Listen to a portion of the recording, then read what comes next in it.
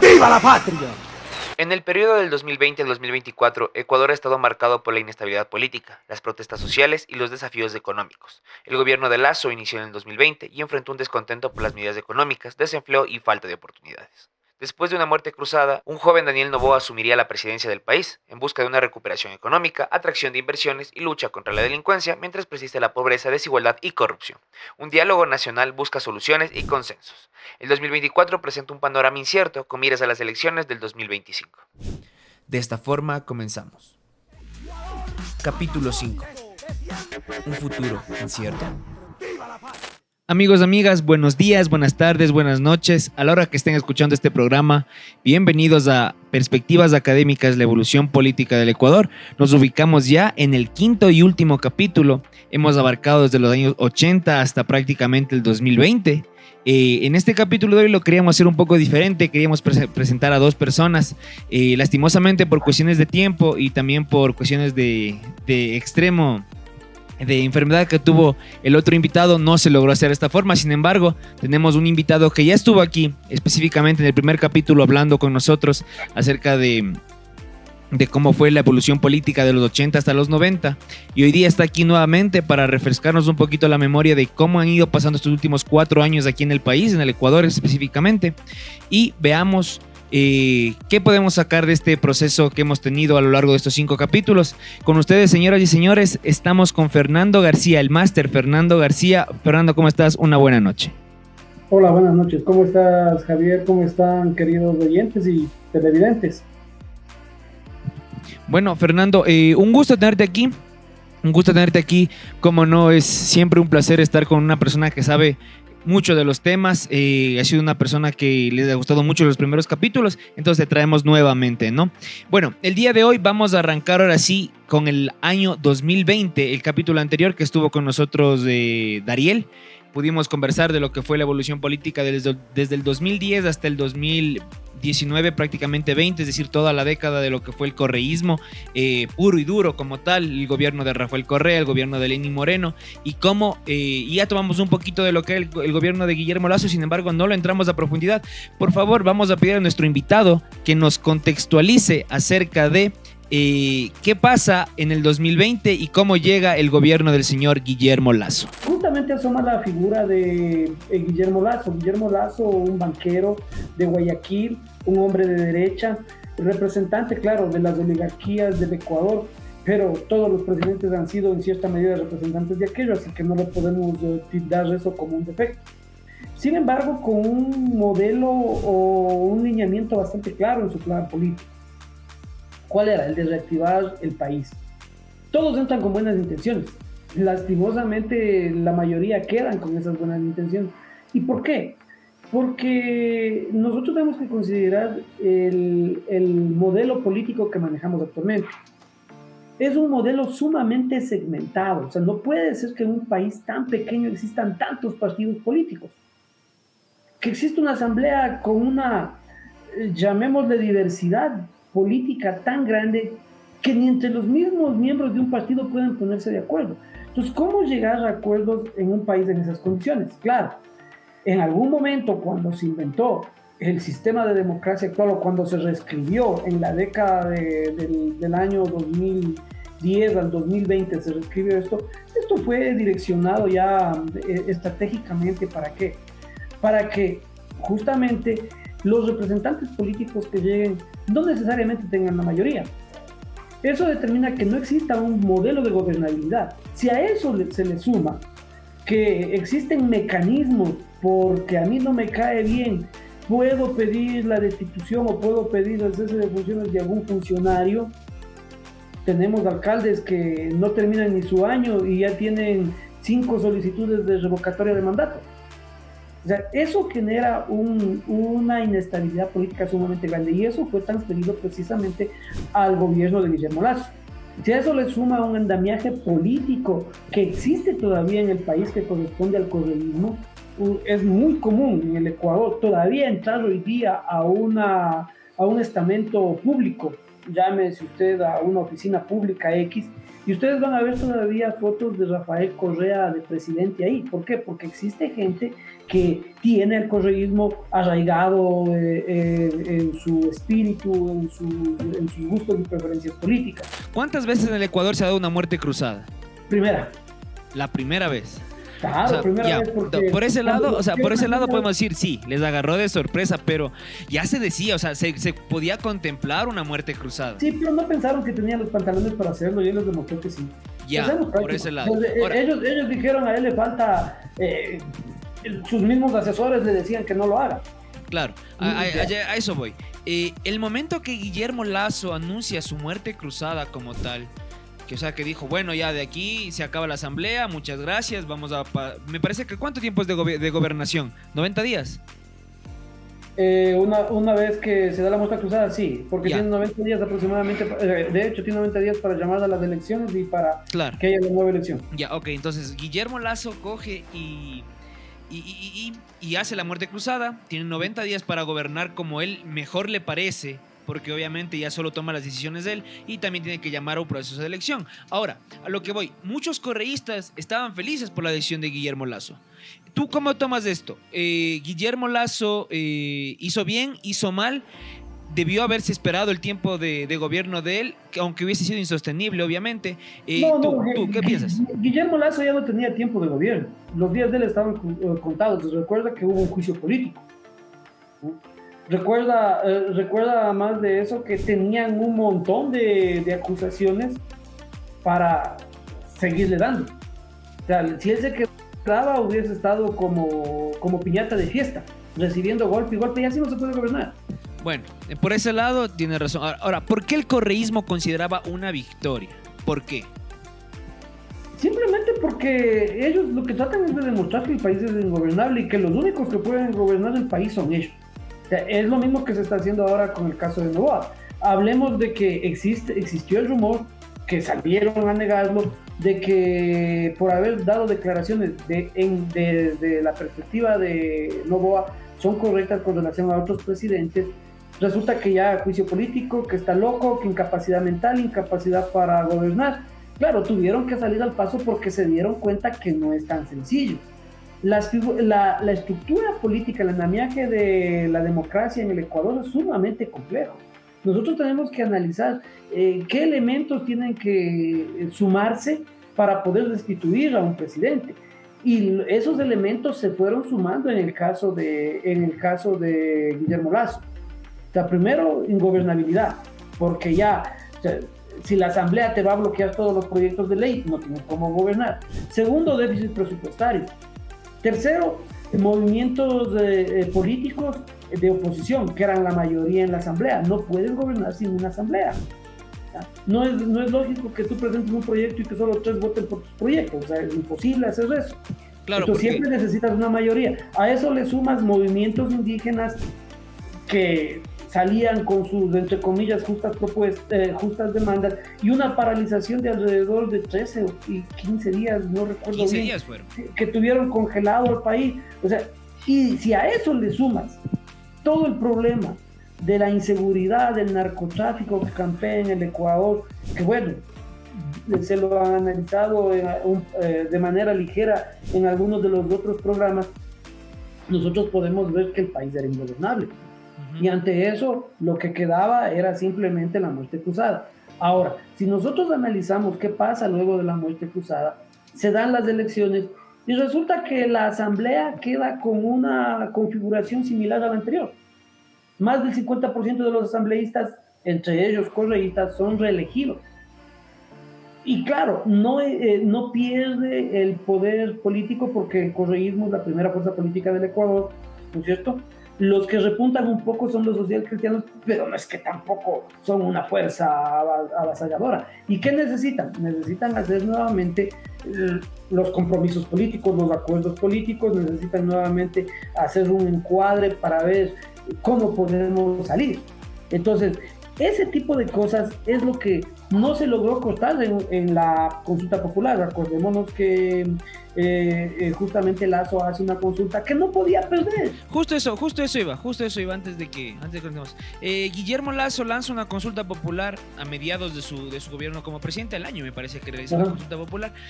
Una consulta que, como tú mismo mencionas, o sea, era una consulta que prácticamente era ganada. O sea, los puntos estaban bien puestos para que sea ganada. Y fue tanto el rechazo a Guillermo Lazo y a la ingobernabilidad que tenía en ese momento que ganó el no. Guillermo Lazo sale de la presidencia. ¿Cómo consideras tú que sale?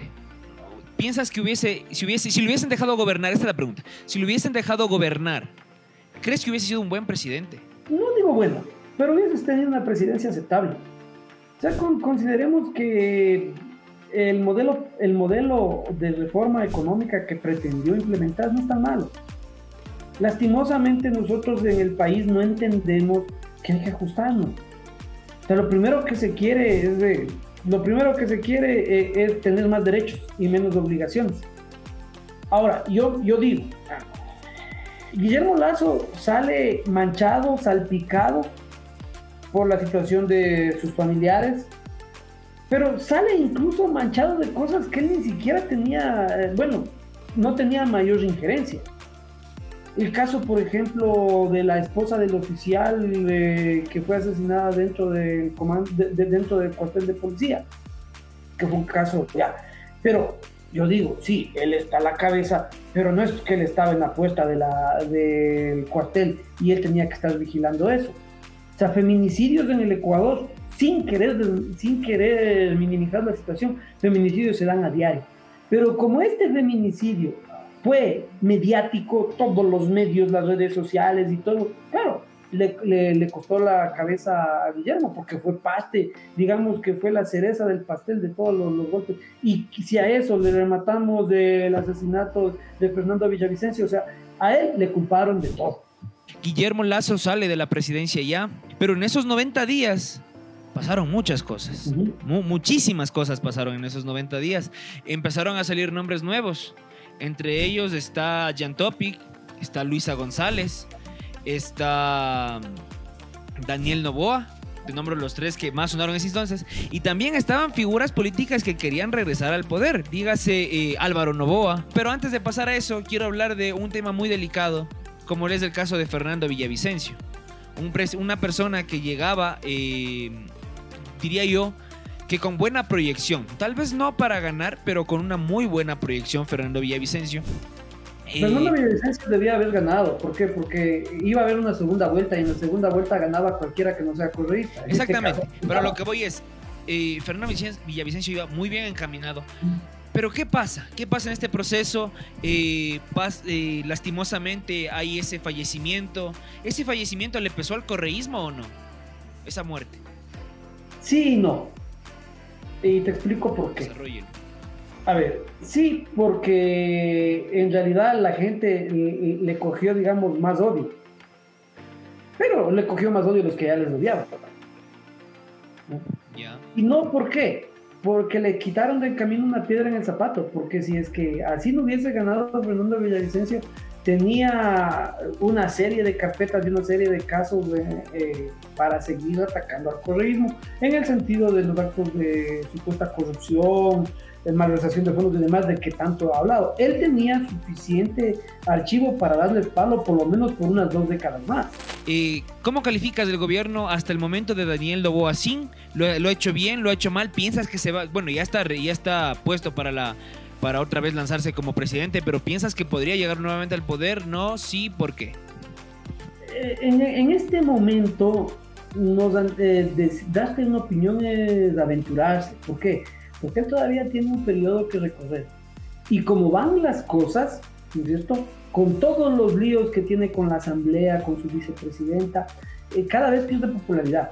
Si tú me preguntabas hace un mes, yo te decía, es posible que lo reelija.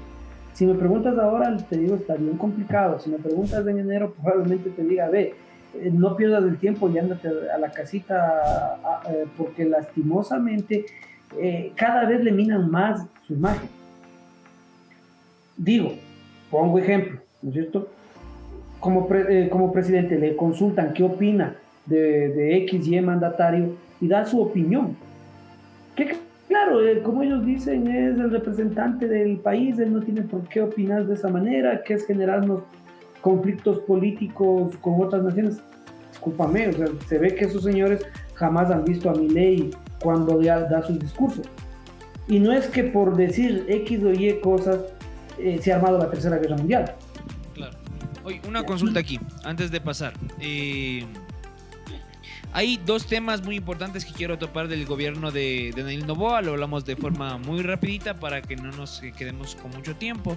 El tema de seguridad, primero que nada. ¿Cómo enfrentó Daniel Noboa la seguridad? ¿Bien, mal? Si no, ¿por qué?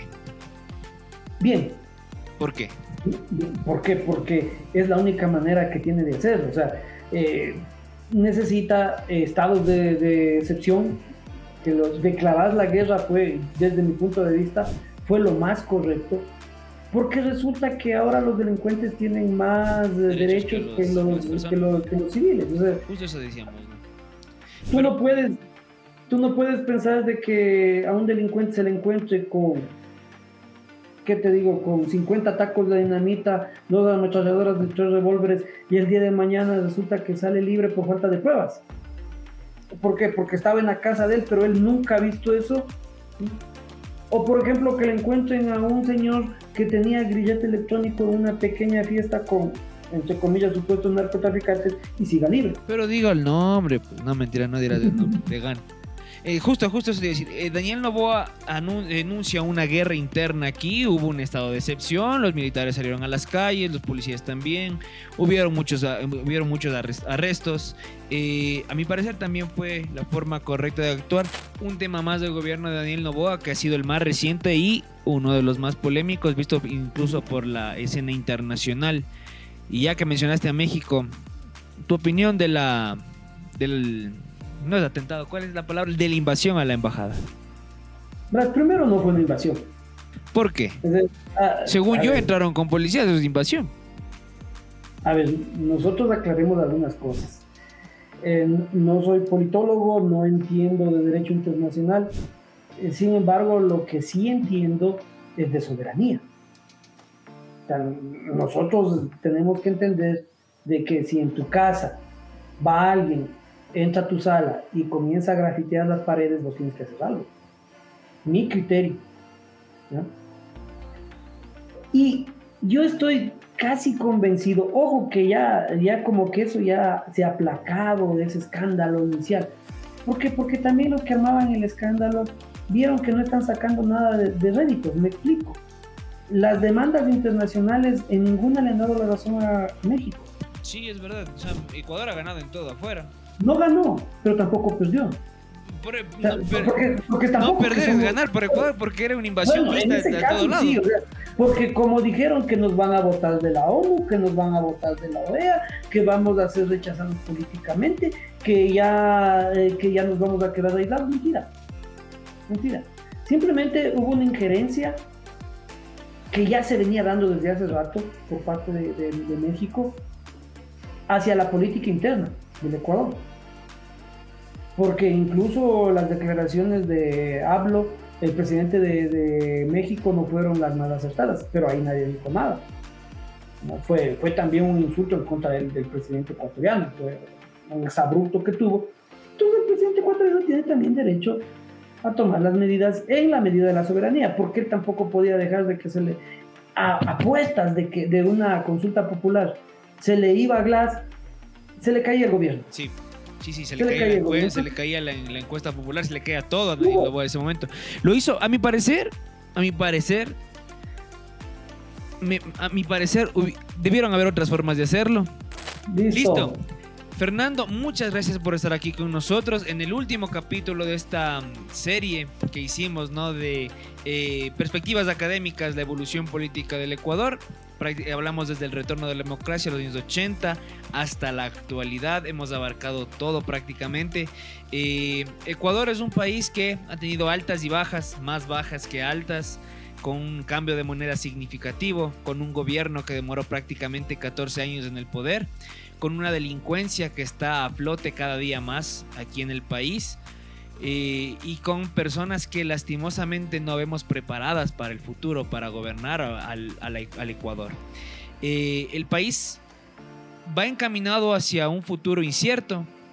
Muchas personas, sobre todo la gente más joven, busca salir del país también porque siente que aquí no hay oportunidades, ya sea en el ámbito laboral, en el ámbito de una vida próspera.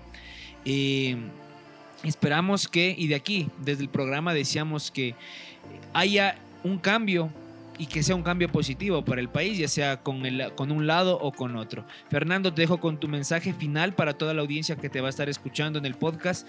Eso. Bueno, mi mensaje final sería de que nosotros somos quienes elegimos al gobierno. Por eso hay que meditar, hay que pensar muy bien por quién se da el voto. Eso es. Listo, Fernando, muchas gracias. Siempre es un Gracias gusto a ti. estar aquí contigo, dialogando y aprendiendo mucho más, ¿no?, de las diferentes perspectivas que podemos tener. Listo, muchas gracias y nos veremos en un próximo capítulo. Dios mediante, una buena tarde, día o noche. Hasta luego. Ecuador, Amazonas, de siempre, la Z siempre. ¡Viva la patria!